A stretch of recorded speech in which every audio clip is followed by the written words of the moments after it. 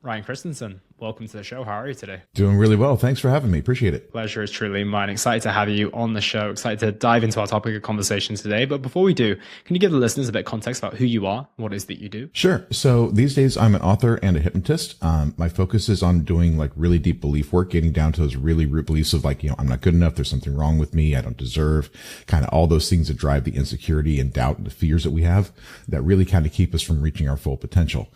I got into it in my own self-improvement work. I was realizing that a lot of the tools that I was using, all the different things I was doing weren't really actually fixing that underlying problem. They were kind of they're helping me cope and they're giving me some benefits, making life easier, but they weren't really fixing that deeper problem. And, I spent about 23 years working intelligence in the Marine Corps, the Air National Guard, did counterterrorism, counterproliferation, stuff like that.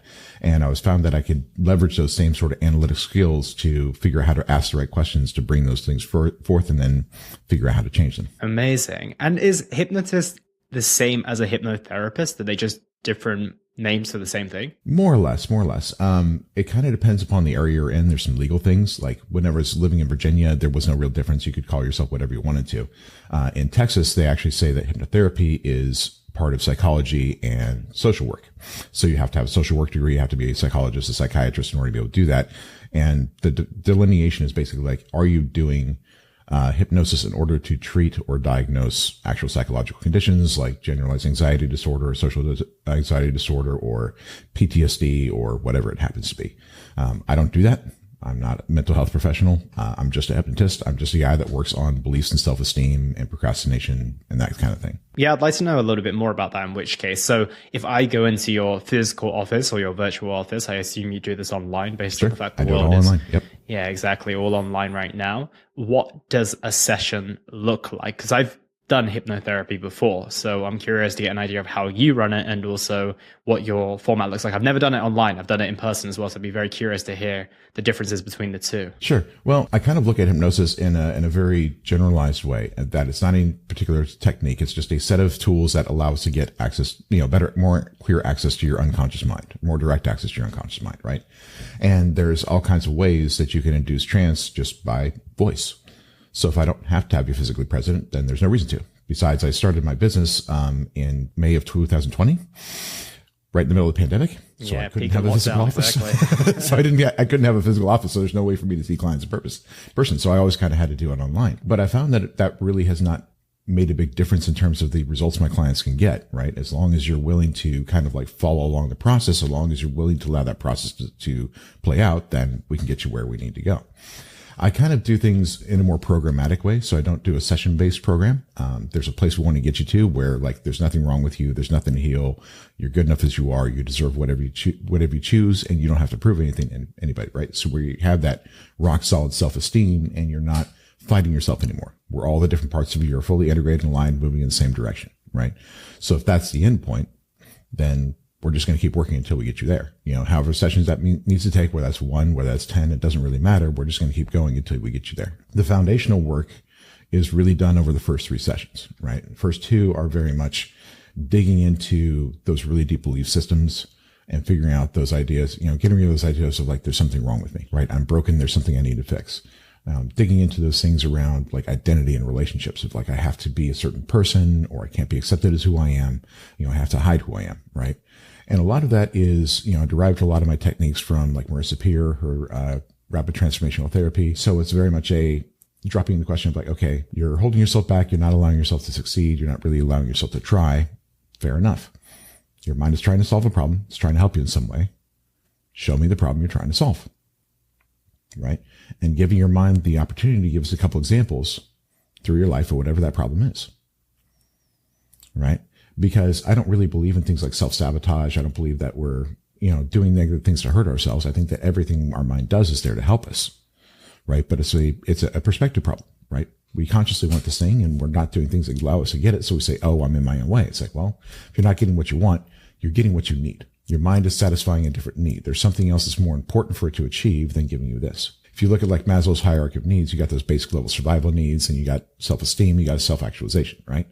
So if you're not getting these things, then there's stuff down here that's not fixed yet. We just give the mind an opportunity to say, okay, well, yeah, this thing happened and here's kind of what it means about me. Here's kind of what it means about the world. And through that, you start seeing the patterns. And these narratives are like, oh, I'm not good enough. There's something wrong with me. I can't protect myself. I can't take care of myself. I can't get what I need, whatever that story is. And once you can start to see that pattern, you understand, okay, this is the belief and this is where it came from. This is kind of how you drew that conclusion. And then we can help the mind draw a different conclusion, right? It's very much a situation. It's like, okay, you thought you weren't good enough because, you grew up poor and you couldn't get what you needed, but that didn't have anything to do with you. That was just your environment. Makes total sense why you would conclude that, right? You're trying to make things happen, trying to make things work. Nothing works. You think it's you because everything that you're doing doesn't work. You seem to be the common denominator, but you just didn't understand that was an environmental thing, right? It wasn't about you, just wasn't available, right? And so by doing this, you're doing two very important things, okay? The first thing is, in order to create a new belief, you have to disprove the old one, right? There's no room to add a new one until you get rid of the old one, because if you just drop in a new belief, you have two different things that are in conflict. The old one has a heck of a lot more evidence. So the new one just eventually gets ignored, right? So that's kind of like what happens with affirmations, where you tell yourself you're awesome and your mind's like, I don't know about that, right? So you actually have to figure out what the old belief is. You have to disprove it in order to create space for a new belief to be created. So that's what that process is really all about, is, okay, let's disprove the old one. Let's create a new one. But you have to create it in a way that it still explains your past. You can't say, oh, I've just always been awesome. It's like, well, then why did this, and this happen? Right? Because those aren't congruent. The new belief and the new understanding still has to explain everything that happened to you. You can't change the past. And is there something about being in your subconscious mind whilst doing that that's far more powerful than doing that in the conscious mind? Because for me, there was no awareness of when I did it. There was no awareness of these things in the first place. So going back was essential to actually discovering these things. But if I knew about those things and I tried to recontextualize those in my modern rational and my conscious mind, I feel that I don't think I would have made as much progress as I did being in that moment, literally visually seeing the situation laid out in front of me. Is there something more powerful about being in that state compared to being in a conscious state? Yes. There's a few different things. There's a principle in hypnosis we call the critical factor. It's kind of like the barrier or the wall between your conscious and your unconscious mind. And what it says is kind of like the filter or the gatekeeper for what's kind of accepted down below. And the principle is that your unconscious mind, your subconscious mind, does not accept anything that does not match what it already believes. Okay. So if you're doing all this conscious work, fair enough. But if it doesn't match what it already believes, it falls by definition, gets ignored. Right. So you kind of have to open that doorway and get down to the subconscious mind in order to affect it on the subconscious mind. You've got to take away that reflexive no. Right. You can get a new conscious understanding and that'll help you make different decisions and navigate the world a little bit better, but it doesn't actually change that belief underneath. You've got to get down where that belief actually is, right? You have to fix the problem where the problem is, right? In my book, I've got this kind of layout of 4 layers of mind, or 4 minds sort of model, where you've got your conscious mind, your rational mind, your emotional mind, and your instinctive mind, right? And if the problem is on the level of your emotional mind, you've got to be able to get down to the level of your emotional mind. Right? Trying to do it rationally, trying to do it consciousness doesn't work, because that's not where the problem is. And your emotional mind is very, it's very, very interesting. You got the left part of your brain, your right part of your brain, your rational and your emotional minds. Your rational mind is very detail oriented, very specific, right? It's looking at the trees in the forest, right? And that's why we say, oh, well, this thing happened and it means this. And okay, so I understand this in a different way. Fair enough. You've looked at one tree in the forest.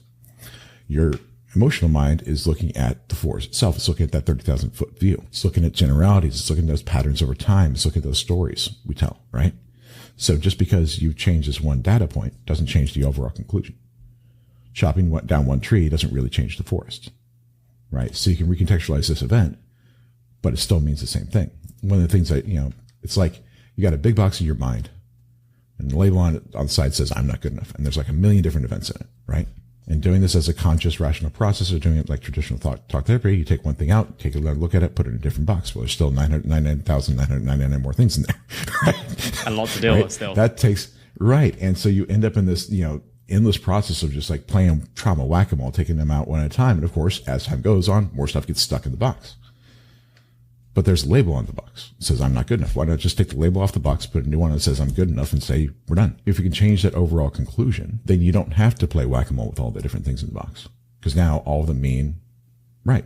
So yeah, why exactly. not just do that? You've changed it completely to the point where you don't even believe that story anymore, right? So there is no way of continuing to believe that. And this is the thing, once you start to disprove something, I think that's the powerful thing. You said you just can't come in and replace it. And I think that that's maybe where in our modern reality, we make that mistake. We just think, okay, we need to tell ourselves a new story, and that's going to be the solution to all our problems. But if we don't go about disproving the other one in the first place, we might be able to do it for a little while, but it's only going to take a moment where something doesn't go our way. It triggers that internal belief, that underlying subconscious belief has always been there, and we're all of a sudden back to square one. So something that was super fascinating about your work that I've not heard many people say whatsoever is that you talk about finishing your healing journey. And there seems to be a massive mantra in this self-help world that healing is a lifelong journey. You know, realistically, we're all on the journey to healing. We're probably never going to get there. Kind of like a fitness journey, so to speak, right? You can get healthy, but you're always having to kind of pay the rent when it comes to that. But healing seems to be falling into that same category. Whereas you say that you can be fully healed, you can let that go and just live your life without any elements of that past trauma that you were living before. But it seems to be the opposite when you talk to anyone else in the self-help, mental health, therapy world. So tell me more about that. I'm very curious about being fully healed. That's a fascinating concept to me. So it kind of comes down to the idea that you're wounded in the first place or that trauma even exists. Okay. And I know this is going to be very, very controversial, and this is going to make a lot of sense. All right. Physical pain comes from a physical wound that's caused by physical trauma, right? Put your hand on a hot stove, gets burned, starts to hurt, right? Yeah, for sure.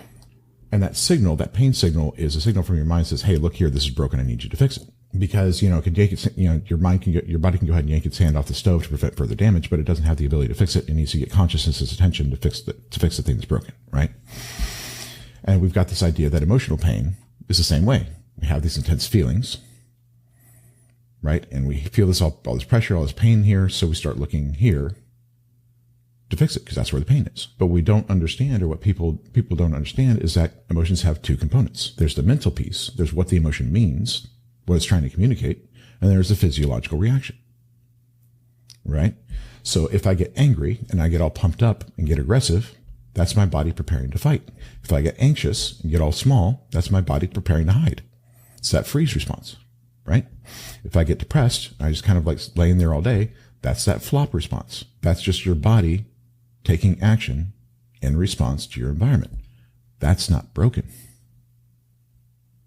There's nothing to fix about that. That's working as intended. So that physiological reaction is not a pain signal. It's your body either preparing to take action of some kind or undergoing a process. If you're sad, if there's grief, if you're, sobbing uncontrollably, that's your body processing that moment. That's not pain. That's not broken. That's working as intended. So if that physiological response is not pain, if that's working as intended, then nothing's broken and there's nothing to fix. Making sense?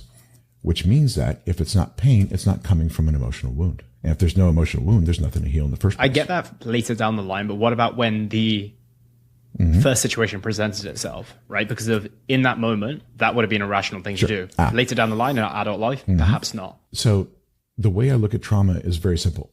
Because every emotion you've experienced, especially every negative emotion, is just, and at least from my perspective, is just your mind asking your conscious mind for help to solve a problem. So if I feel angry, it's because there's something out there that's a problem and I can use force to overcome it. So that's what I should do. It's trying to figure out how we need to do that. Okay. So every thought, every emotion you experience is your mind communicating to you how it's interpreting, the world around you and how it's trying to navigate it. Okay. So if I'm experiencing an emotion, it's because my mind is saying, hey, I'm seeing this kind of problem out there in the world and I need your help to solve it. So trauma and traumatic moments are moments in time where we couldn't figure out a way to win. We're in a situation we don't know how to navigate. Our mind is freaking out, screaming for help, and we don't know how to help it. We can't figure out the answer. And one of the important things about emotions is that when your mind can't get the answer, it just screams louder. It intensifies the emotion because it's trying to get the answer, It can't go without one because each of these emotions, like anger and fear and the freeze response and so forth, those are associated with survival responses. It's trying to figure out how to survive in that moment, and it can't take no for an answer. So if it can't take no for an answer and you don't have an answer, it just has to scream louder and louder. So you're in this moment. There's a situation you're confronted with. You don't know how to navigate. You don't know how to win. Your mind is screaming at you for an answer. You're feeling all this intense stuff. That's all that trauma is. It's just a moment where you could not figure out how to navigate it well. But there's a couple things. Number one, people talk about fight and flight, but they don't talk about freeze and fawn and flop. There's actually 5 responses to survival threats, not 2. Okay. And that's important because if you're only talking about things in terms of fight and flight, any time where you're, sustain some kind of damage or wounded in some way or form, that means you've lost. Because if you fight it off, you don't get hurt. If you run away, you don't get hurt. Right? So if we get hurt, we assume, oh, we've lost, we're in trouble, we're going to die, whatever you want to call it, right? But freezing and hiding is a perfectly valid response. Fawning, begging so they'll stop, is a perfectly valid response. But that last one is the one that almost nobody talks about, flop.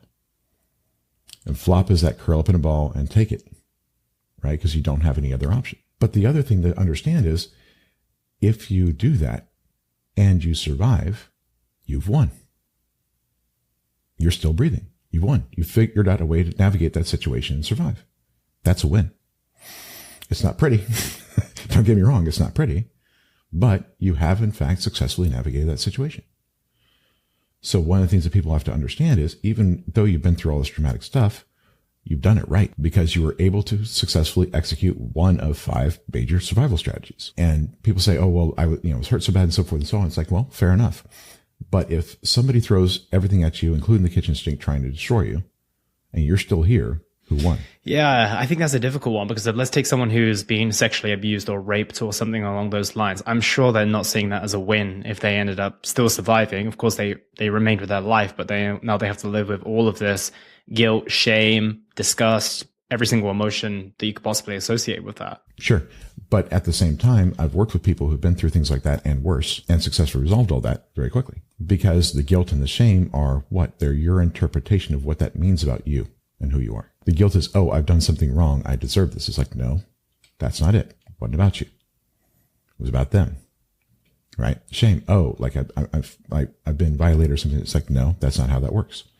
All we have to do is understand the situation from a different perspective, change what those things mean about you and the world around you and how you need to navigate it, and the guilt and the shame go away.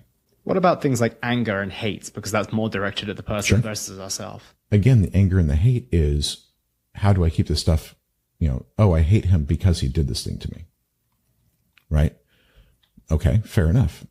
That's, the anger and the hate is, I want to use force to make this go away. Great. Well, he's already gone. So what are you angry about? You're probably not angry about them. You're probably more angry about you couldn't prevent it from happening. Angry about the fact that you were powerless. You couldn't protect yourself. Right. But even then, like I use this metaphor all the time. It's like, okay, you couldn't protect yourself, couldn't keep yourself from getting hurt. Right.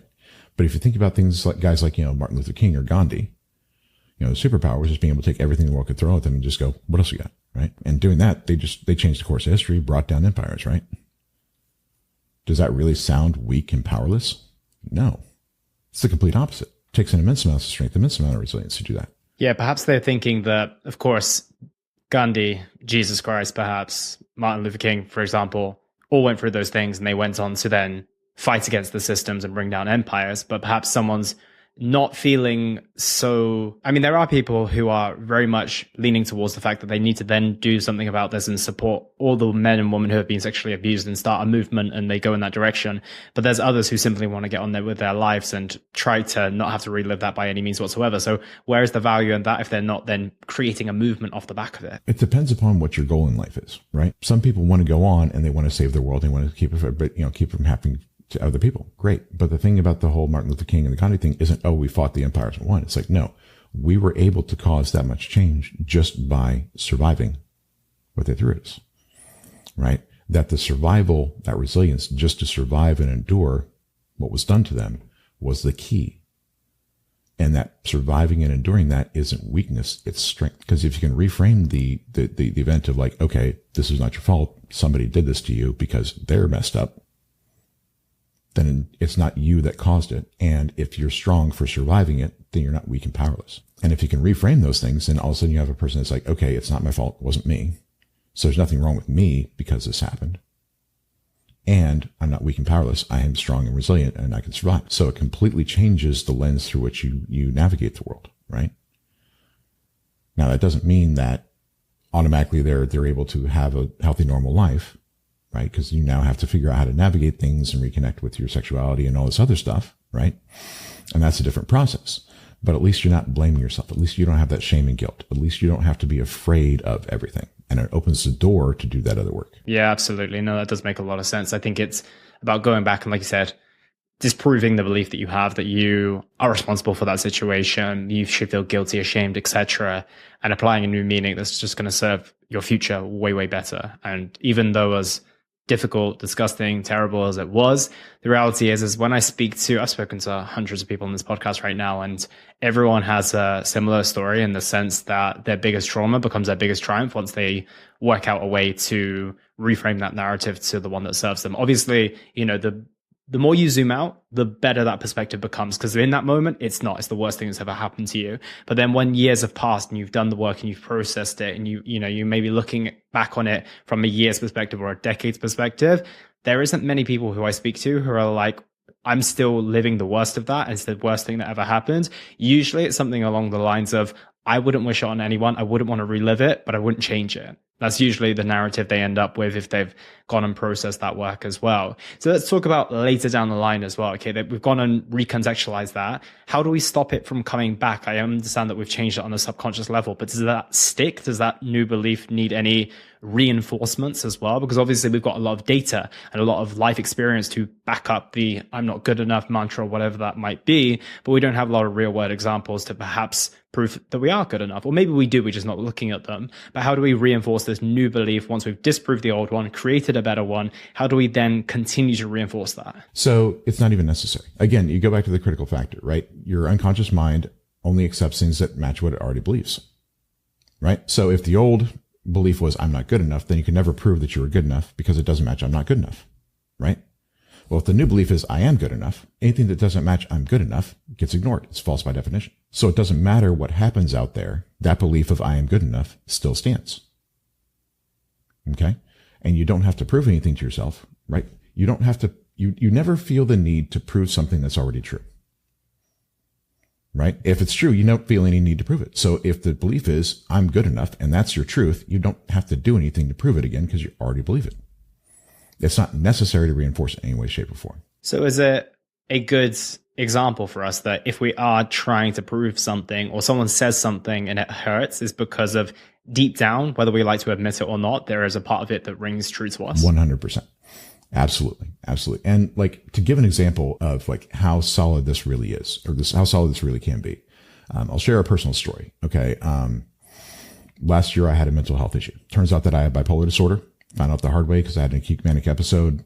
And over the course of about a week and a half, I literally lost my mind. I suffered a psychotic break, got arrested.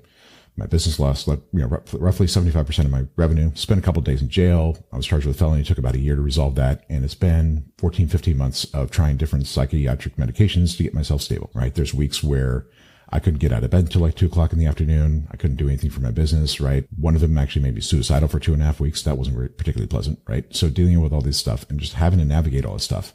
And it's been about a 1.5 year long journey. That's the kind of thing that would destroy most people's confidence and destroy most people's self-worth. And it doesn't. I'm fine. It didn't change the fact that I'm good enough. It didn't change the fact that, I deserve whatever I choose, right? There's nothing wrong with me. This is just how I'm wired. I just have to figure out a way to navigate the world, given that this is the case. Okay? Because once you kind of go through the process that I take people through, which I describe in the book, what we understand is that each one of these emotions that we experience is our mind asking for help to solve a problem. Fair enough. It's showing you what we need to find, and it's leading you to a solution. So every single bit of these different experiences helped me figure out more about how the mind works. Going through that process of, having a psychotic break and losing my mind helped me understand so much about how the subconscious mind works, how free will works, and helps me actually help my clients better. Going through that period where I was suicidal for 2.5 weeks showed me a lot about how the mind actually interprets the world and how we navigate emotional pain, right? And why having that belief that emotions are pain is so dangerous. Because if your mind is interpreting emotions as pain, then your instinctive mind, the part of you that's responsible for physical survival, has to treat your mood and your emotional state as a threat to your physical survival. And if you think about it, last year alone in the United States, 300,000 people died from alcoholism, drug overdoses, and suicide. 300,000 people died because of how they felt. But that's fundamentally the truth, right? But if you can separate those things to where your emotional state is not a threat to your physical survival anymore, then it doesn't matter what you feel, because you can stay in it long enough to figure it out. It's not painful. You don't have to run. And that's exactly what you did during those 2 weeks where you're feeling suicidal. Exactly. Now, I'm not saying that was a pleasant experience. It definitely was not. 0 out of 10, do not recommend, right? But It's okay, because it actually showed me things that I needed to fix, and it led me to the answer to fix them, right? So if something even that severe is a good thing because it's helpful, then everything less than that's easy to navigate. Yeah. I remember hearing a quote some time ago, and I've explained it, or at least told people about it a couple of times on the podcast before, is that emotions are data, not directives. It come from the book Emotional Agility by Susan David. And it's one of my favorite quotes of all time. It reminds us, and reminds me specifically as well, not to get too invested in them to lead us to a certain action, but to take them as something to be aware of, as it's coming from somewhere, but it doesn't necessarily mean that we need to do something immediately about it. So would you say that they share some commonalities? Because that sounds like what you're saying there is that, okay, your emotions exist and they are trying to tell you something, but they are by no means telling you exactly what to do. So if you're feeling sad and depressed and all these other emotions that you're feeling, that does not mean you need to then go do something in order to medicate that sadness or that depression. It just means that there's something going on here that you need to dig into and understand why these emotions are coming up so much and so severely as well. Is that right? If you're trying to not feel sad or not feel depressed, if you're trying to medicate that away, that feeling, what you're trying to do is suppress the signal, right? Your mind's trying to tell you something, you're telling it to shut up, right? Bad idea. That's a bad idea. Come out at some point. Right? You're trying to, yes, exactly. It's like, oh, I'm going to go ahead and take some morphine for my broken leg, and then I'm going to go try and run a marathon. Bad idea, right? Your leg hurts because there's something wrong. You should probably fix it, right? These emotions are coming up because it's trying to draw your attention to something. You should probably pay attention, right? And people are like, oh, well, I feel this way, but I think this way. It's like, this is right and this is wrong. It's like every part of your mind is designed to serve a particular function, and the output that it creates is true and correct from that perspective. So when you feel one way and you think another way, it's not that what you think is correct and what you feel is wrong. They're both correct. Both of them are 100% correct. And if they're in conflict, if there's a gap, you should probably figure out why. You should probably figure out what has to be true for both of these things to be correct. And it may very well be this idea of like, oh, well, I feel like I'm not good enough, but I know I'm successful, so I'm good enough. It's like, well, no, not necessarily. From the 30,000 foot view, maybe you're not. If you're depressed, it's like, oh, I'm out of options. Well, you probably are. Maybe you need to go talk to somebody to get some more options. Maybe you need to talk to somebody to get a different perspective to help lead you out of that. Or maybe it's one of the situations like I was going through over the past year and a half of like, I just kind of have to sit through this process and there's nothing I can do but wait for this process to play out. Does that suck? Yes, but sometimes that's the way it goes. Does that make sense? That does make a lot of sense. I have a question to play devil's advocate, and I appreciate you're probably going to give me a very rational and logical answer here, but I do want to get your honest feelings on this as well. Is that when a lot of people are going through their traumas of I'm not good enough and everything along those lines, I see some of the best work that they've created, whether it's in their professionalism or their art or their creativity, off the back of this chip on the shoulder that they need to essentially deal with. Maybe it was their parents, they need to prove them wrong, or they need to prove the bullies wrong at school. And that actually creates some pretty phenomenal things in this world. It doesn't necessarily do justice and goodness to the soul and the mind of that person, but it definitely brings out a tenacity that I don't know if it can be created in any other form. So where do you stand on that? Because I know that I've personally used a lot of this energy in the past, and it's brought me some things in my life, and it has been advantageous. I'm aware it's not sustainable on a long-term basis if you want to live a fulfilled and happy life. I'm completely aware of that. However, how do we find the blend between that? Because I find that there's this risk. I know that when I was going through therapy, I was like, I don't want to touch on this too much because I don't want it to take away the tenacity that I have and that extra gear that I have. I'm aware I'm playing a dangerous game here, but I'm also aware that I'm aware of this, right? Because when I didn't have awareness of it, it ran my life. But when I did have awareness of it, and I was like, okay, well, if I can turn this on and turn it off, it's a dangerous game, but you can see the desire and the temptation to play that game as well. So where do you stand on that from people's insecurities, their thoughts about themselves that aren't super advantageous for their mental well-being and their fulfillment in life, being something that actually provides them with benefits and can be advantageous in certain areas? I think it's a real unusual dichotomy to us to have to navigate. I would certainly question whether or not it's actually a benefit to them. Okay. And this is why. You got this insecurity, right? And it's driving you to create all these things, right? Driving you to be successful and make money and build your business and so forth and so on, right? Fundamentally, what you're trying to do is prove that feeling wrong. Let me go ahead and put points on the scoreboard, and I can point to that thing, and then that's going to show that I'm good enough, right? It's Alex Hormozy. That's a great thing. It's like, let me go ahead and make that stack of undeniable proof that I am who I say I am, right? Right. And he was driven better by than my dad, earn more money than my dad, all of that. Exactly. So the problem with that is, again, critical factor. Your unconscious mind does not accept anything that does not match what it already believes.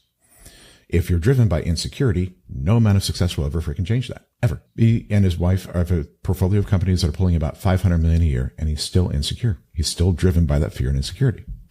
And it never, ever, ever goes away.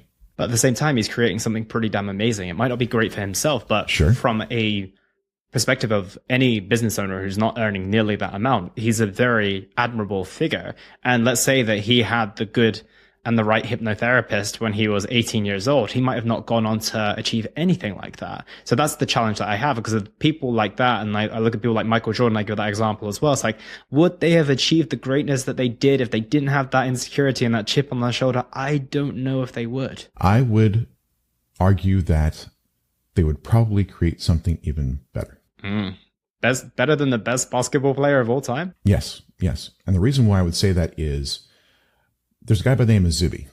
Have you ever heard of this guy? He's on Twitter. He's a UK based British rapper, black guy. He is probably one of the most phenomenally talented people I've known. Like, he's humble, he's articulate, he is incredibly intelligent. He's on all these big podcasts and on all these news programs and so forth and so on. And he's not insecure. He shows none of those signs of being driven by any of that stuff. He grew up in a very loving, very supportive household, and he's crushing it. So that pain isn't necessary to achieve that big. If you look at a lot of the Olympians, for example, a lot of Olympic athletes, they're not driven by their insecurity. They're just really good at something. Yeah, well, look at the way they compete. They're not smack talking like McGregor is in the game and so forth and so on. They're not smack talking like Jordan does or like Kobe does, right? I don't know. In athletics, they kind of do. Like, there's 100-meter and 200-meter sprinters that they do like the trash talking, but not for every single person in the Olympics. No. Yeah, exactly. Right. So there is a certain category of person for whom this pursuit of excellence is just, that's what they love doing. They're not driven by the pain. They're driven by the love of the game. Okay, but that's maybe 5% of the Olympians out of the 95% others, perhaps, or 5% of the British or American rappers out of the 95% of others. Correct. Because again, like, it kind of comes down to inherent talent and how you maximize that, right? What I would say though is, in my own situation, like a couple of years ago, my goal was to build a 7-figure business, right? I want $1 million business. That's what I was aiming for. I don't care about that anymore. After having done all this work, it's completely irrelevant. My goal these days, to be entirely blunt, is I want to end human suffering. Like, that's my goal. I don't suffer anymore. I can't feel emotional pain. I can feel as bad as you want to say, and it doesn't bother me. It's just a problem I'm trying to solve, right? My goal is to make it so that nobody ever has to suffer again. Got you. So you're maybe saying that perhaps we wouldn't have seen the greatest basketball player in the world, but we might have seen, I know, someone who created this unbelievable charity that has, contributed to ending world hunger or something along those lines. Vice versa with Alex Hormozy. If I'm not mistaken, he went down the route of being a doctor. Am I wrong or right in saying that? Or something along those lines. I'm not sure. I don't remember. I think he was a consultant for Booz Allen before he started his entrepreneur stuff. So you're saying that there's a potential that people are going to go down a route that's maybe a little bit less self-serving, a little bit more humanity-serving if they choose to navigate those challenges. And they're also going to benefit in the process, right? You're not living in a position where, even though you're not making a 7-figure business, you're still living a good life, I imagine, right? 100%. And it puts me in a position where, because I'm not driven by the money, because I'm not driven by the fear and the pain, I can do the right thing in the right way. Because you can do the right thing or you can do the wrong thing. You can do it for the right reason or the wrong reason. You're trying to do the right thing and become successful, create all this stuff and so forth and so on for the wrong reason, because you're in pain, which means you're going to do it the wrong way. If you're doing the right thing for the wrong reason, you're going to do it the wrong way. So your goal should be to do the right thing for the right reason. If you're motivated by fear and pain and insecurity, everything you're doing is just to soothe and medicate the fear and the pain and the insecurity. It's not for your stated goal. It's the actual need that you're fulfilling is the fear and the insecurity and the pain. That's what you're trying to solve.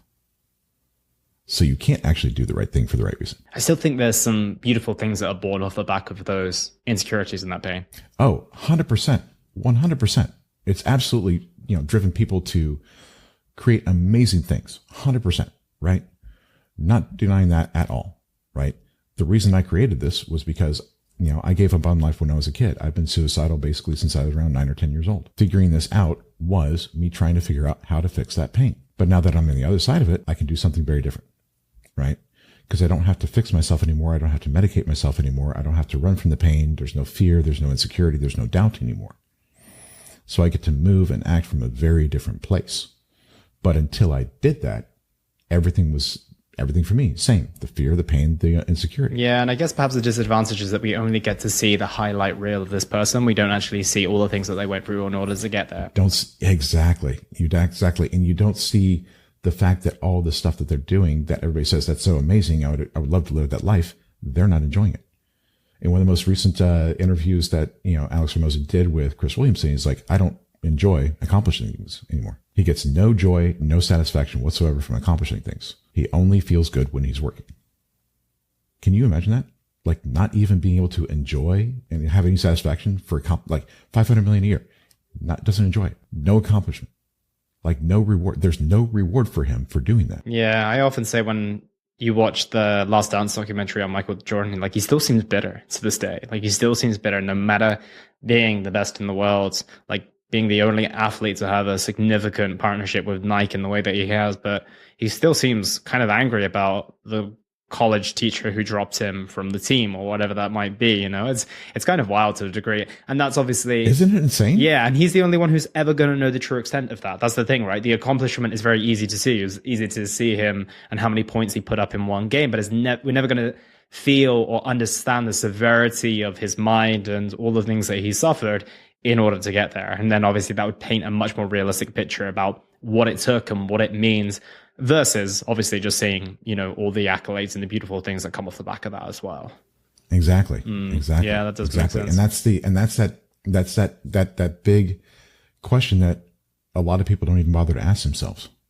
It's like, why am I doing this? Right? What is my actual goal? Like, what am I actually trying to accomplish? Oh, I'm trying to make all this money. Great. Why? Well, because then I'll be successful. And what does that do for you? Oh, I'm going to prove that I'm the best in the world. Okay, fair enough. You've done that. Now what? What does that do for you? Right? And that's why a lot of these entrepreneurs and a lot of these people who are really successful get stuck in this trap of, okay, I've accomplished the thing. I feel good for a minute. Now I don't feel good anymore.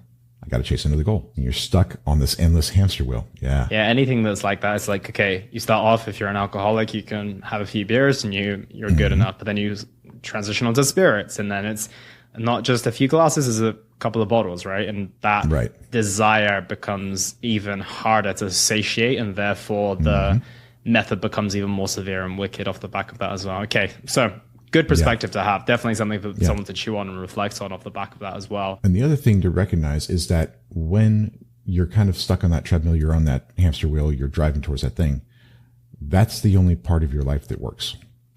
If you look at them, the rest of their lives are usually a freaking disaster. Good point. Right? So you've essentially narrowed your life to this itty bitty place. Like, this is the only thing I'm allowed to be. This is the only thing I'm allowed to do. You have to sacrifice everything else just to have this little slice. What kind of life is that? And it's a good point. And I think it's also recognizing that you can still have an abundance of success without having to, you don't need to be. And there's something one of my fitness coaches told me some time ago, and it was really fascinating to me. I was always very much in the sense of, I don't want to start something if I can't be really good at it. And then he was like, are you really looking to be the 1% of person in this sport or in this category? And I was like, well, if you are, then that comes with a lot of sacrifices. And the reality is I wasn't willing to accept those sacrifices. He's like, what's wrong with being in the top 5% or the top 10% of your country or the world in that thing? And I was like, yeah, it was kind of a really good point, actually. And then obviously it reduced all the hesitations of getting started. And it also means that I don't have to be so obsessed about this thing, and I can actually really pursue that heavily. And like I said, be in the top 10% of the country, for example, and also have all these other things in my life that are really important as well. So you can still achieve amazing things. You might not be the 0.001% of the world, but when you actually reflect on the question of like, do you actually want to be the 0.001%? Probably the answer is no, because you've probably got other things going on in your life. Perhaps if you're a kid and you're aspiring to be the best footballer in the world, whatever that might be, potentially, you might want to pursue that when you're younger. But at the same time, most adults, I would reckon that they probably want to travel. They want to find a romantic relationship. They want to invest more time with their family. They want hobbies, etc., etc. So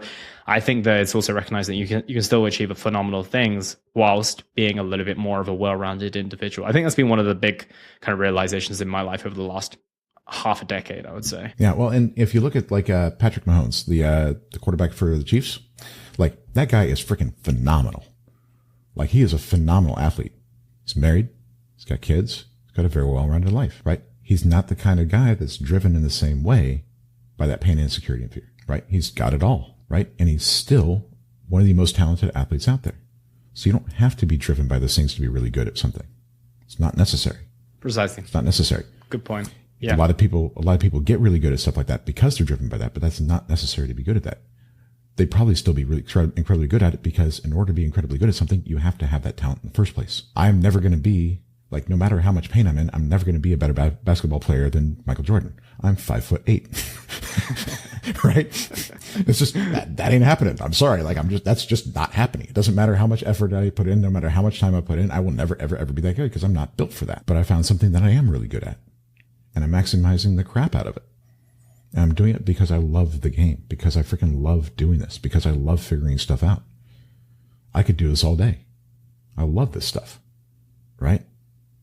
And it's the most rewarding thing I could possibly do. I'm being pulled forward by that inspiration instead of pushed and driven from behind by the pain. And speaking of, you obviously wrote a book off the back of that as well. And that's the next pursuit. What does that book plan to teach people and help people through? Obviously, you've got your hypnosis that you take people through in person, but what is that book planning to do? Obviously, you said the big goal is ending human suffering. And how does that book fulfill that mission? So the book, fundamentally, it's called Win or Peace, How to End Inner Suffering and Make Success Inevitable. And it's essentially designed to take somebody through the exact process I take my clients through, beginning to end. All that foundational work to get them to that place where they're good enough as they are. There's nothing to fix. There's nothing to heal. They deserve what they choose. They don't have to prove it. The book is designed, to the extent that it's possible for a book to do so, to get you there. My hope is people get to read that book and they never have to come and see me because they're already fixed. That's my sincere hope. Like, I hope to put myself out of business. Yeah, I was going to say, what are some of the key fundamentals that people have to go through during that process in order to make that book pay off and obviously then not have to go down the route and they can, buy books for their friends instead of coming to see you with the money that they saved? Yeah. Well, hopefully, yeah. Well, the idea is it's understanding the structure of the mind, understanding how there's different parts, understanding how they're looking at the world through different lenses, understanding that, the rational mind is looking at things from the detailed perspective and the emotional mind is taking that 30,000 foot view, understanding how your mind creates those beliefs and those stories about who you are and how the world works, right? Understanding these different little ideas of like, oh, you grew up in a situation. There's a metaphor like the game that can't be won. You're growing up in this environment where can't get what you want, can't get what you need, no matter how hard you try. You think it's you. That's the problem. No, the game's rigged. Losing's the expected outcome. It wasn't you. It's just the game you were playing. You're a grown person now. You can play a different game. Taking a look at some of those core beliefs and those common beliefs that people have and giving them ways to reframe that so they can start moving out of that space, right?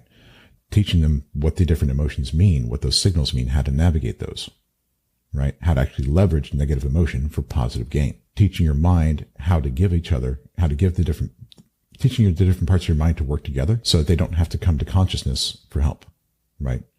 If you think about consciousness as a CEO of a company, when the different layers beneath aren't working together, they always have to come to you, ask for help to make the decisions, right?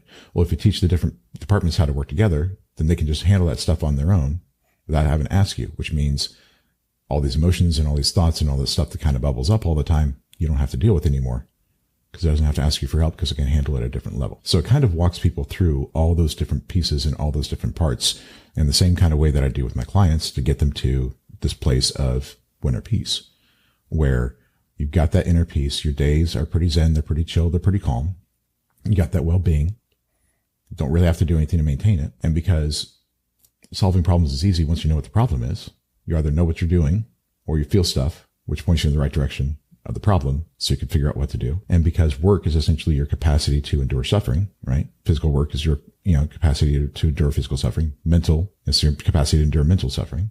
If you can't suffer, then you can just keep on going as long as necessary. It's like, how far could you run if you never got tired? Right? No, totally. How far could you run if you never got tired? Right? And so it's designed, to the extent that a book can, to take people there. Is it mainly information based, or is there some actionable things in terms of like taking yourself into self-hypnosis, for example? Is that something that you take people through in the book as well, or? Well, no, the ghostwriter that I hired is a hypnotist by trade. And so it's designed essentially as a written hypnosis program to be maximally persuasive and do that work for you, right? Because the problem with self-hypnosis is that it's very difficult to be the surgeon and the patient at the same time, right?